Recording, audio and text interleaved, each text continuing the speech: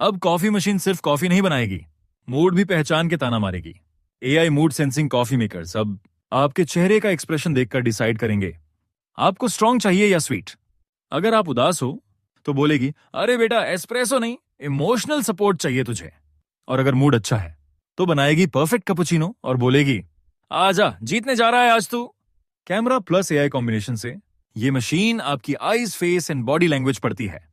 मतलब अब कॉफी बनाने से पहले इंटरव्यू देना पड़े उस मशीन को।